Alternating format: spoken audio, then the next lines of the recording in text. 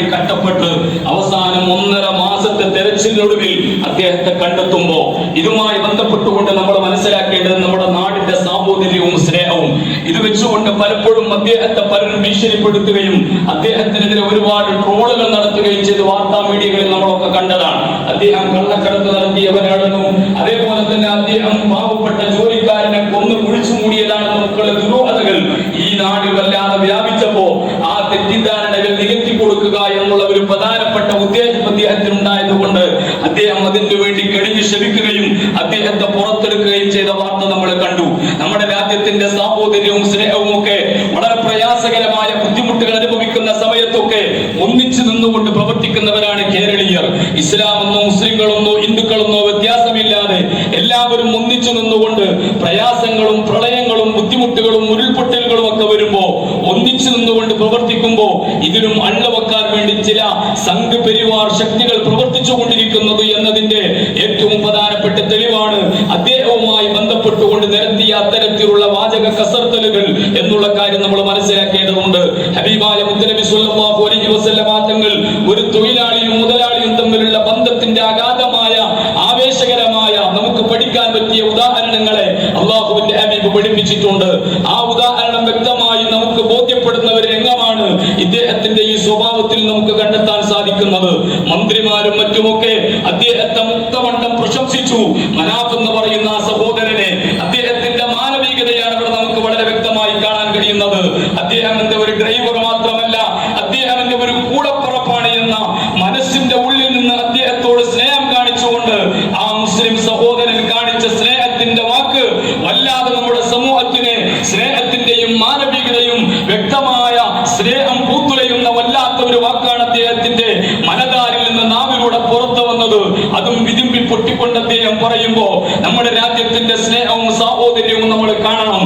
ഹബീബായ മുത്തനബി സ്വല്ലല്ലാഹു അലൈഹി വസല്ലമ തങ്ങൾ ഹബീബിനോട് കൂടെ ജീവിച്ച മുസ്ലിം സഹോദരന്മാരോട് റസൂലുള്ളാഹി കാണിച്ചിരുന്ന സ്നേഹം, അവിടുത്തെ കൊല്ലാൻ വേണ്ടി പിന്നാലെ കൂടിയ സുറാഖ എന്ന് പറയുന്ന ശത്രു, ആ ശത്രു പിന്നീട് ഇസ്ലാമിലേക്ക് കടന്നു വന്നു. അള്ളാഹുവിന്റെ ഹബീബ് പോകുന്ന വിവരം എങ്ങനെയോ മണത്തറിഞ്ഞ് ഹബീബായ റസൂലുള്ളാഹിയെ പിടിക്കാൻ വേണ്ടി കുന്തവും പിടിച്ച് ഒട്ടകപ്പുറത്തേറി അള്ളാഹുവിന്റെ ഹബീബിനെ പിടിക്കാൻ വേണ്ടി പുറപ്പെട്ട സുറാഖത്ത് റസൂലുള്ളാഹിയുടെ സവിധത്തിലെത്തിയപ്പോ ആ ഒട്ടകത്തിൽ നിന്ന് കിതറി വീണു, താഴെ വീണു. അദ്ദേഹം പിന്നെ ശകുനം വെച്ചുകൊണ്ട് അതിനെപ്പറ്റി പഠിച്ചപ്പോ ഈ പിടിക്കാൻ പോകുന്നത് അപകടകരമാണെന്ന് മനസ്സിലായിട്ടുണ്ടെങ്കിലും ആ പൂജകരും ഒത്തുവത്തും ശൈവത്തും ഒക്കെ ഓഫർ ചെയ്ത സമ്മാനത്തിൽ ആഗ്രഹം പ്രകടിപ്പിച്ചുകൊണ്ട് വീണ്ടും റസൂലുള്ളാഹിയെ പിടിക്കാൻ വേണ്ടി പുറപ്പെട്ടു.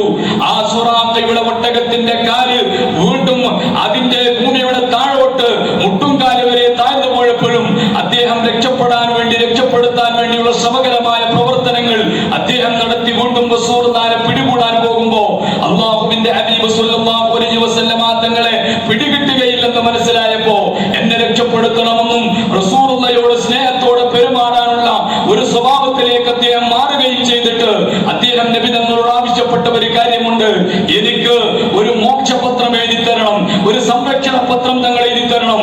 അല്ലാഹുവിന്റെ ഹബീബ് എഴുതി കൊടുത്ത സംരക്ഷണ പത്രം ആ മുഹമ്മദ് നബി സ്വല്ലല്ലാഹു അലൈഹി വസല്ലമ തങ്ങൾക്ക് മക്കയുടെ അധികാരം കിട്ടുമ്പോ ഈ റസൂലുള്ളാഹിയെ കൊല ചെയ്യാൻ വേണ്ടി ഇറങ്ങി പുറപ്പെട്ടതിന്റെ പേരിൽ സുറാഖയെ ഒരിക്കലും ആക്രമിക്കുകയില്ല എന്ന് അറിയിക്കുന്ന വളരെ പ്രധാനപ്പെട്ട സ്നേഹത്തിന്റെ അടയാളപ്പെടുത്തലായിരുന്നു അള്ളാഹുവിന്റെ ഹബീബ് സുറാഖക്ക് കൈമാറിയത് എങ്കിൽ ആ സുറാഖത്ത് ബിൻ മാലിക് പിന്നീട് ഹിജ്റ 8-ാം വർഷം അള്ളാഹുവിന്റെ ഹബീബ് ത്വായിഫിൽ നിന്ന് വരുന്ന സമയത്ത് അള്ളാഹുവിന്റെ ഹബീബിന്റെ അടുത്ത് ഈ സംരക്ഷണ പത്രവുമായി വന്നിട്ട് സുറാഖ പറഞ്ഞു, നബിയെ തങ്ങൾ എനിക്ക് എഴുതി തന്ന സംരക്ഷണ പത്രമാണിത്.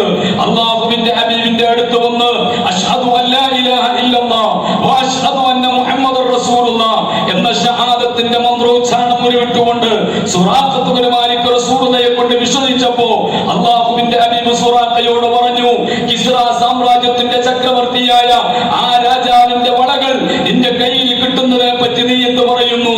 സുറാഖത്ത് ബിൻ മാലിക് അത്ഭുതപ്പെട്ടുവോ, എന്താണ് റസൂലുള്ളാഹി പറയുന്നത്?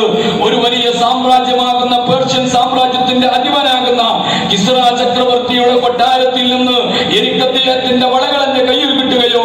മഹാനായ ഉമർ ഇബ്നുൽ ഖത്താബ് റളിയല്ലാഹു അൻഹുവിന്റെ ഭരണകാലത്ത് ഉമർ ഇബ്നുൽ ഖത്താബ് റളിയല്ലാഹു അൻഹുവിന്റെ പോരാട്ട ഭൂമികയിൽ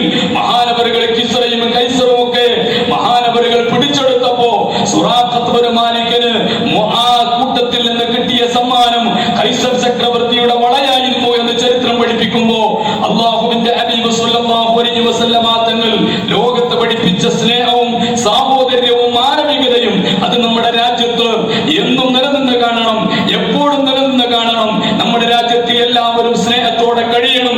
ആ ഒന്നിച്ചു നിന്നാൽ എന്ത് അസാധ്യമായതും നേടിയെടുക്കാൻ കഴിയുമെന്നതിന്റെ വ്യക്തമായ സൂചനയാണ് അർജുനന്റെ 72 ദിവസത്തെ കാത്തുടുപ്പിന് ശേഷം ആ ഒരു കൂട്ടുകാരന്റെ മൃതദേഹമെങ്കിലും പിടിച്ചെടുക്കാനും അത് തെരഞ്ഞു പിടിച്ചെടുക്കാനും സാധിച്ചതെങ്കിൽ ഈ ഒരു സ്നേഹ സാഹോദര്യവും ഒന്നിച്ചു നിന്നുകൊണ്ടുള്ള നമ്മുടെ രാജ്യത്തിന് വേണ്ടിയുള്ള ഐക്യപ്പെടലുകളും നമ്മുടെ രാജ്യത്തുണ്ടായാൽ അല്ലാഹുവിന്റെ ഹബീബ് സാധിച്ചെടുത്ത സ്നേഹവിപ്ലവങ്ങളിലൂടെ ഇസ്ലാമിന്റെ പ്രബോധനം നടത്താൻ നമുക്ക് കഴിയും. അല്ലാഹു സുബ്ഹാനഹു വ തആല നമ്മയൊക്കെ അനുഗ്രഹിക്കുമാറാകട്ടെ.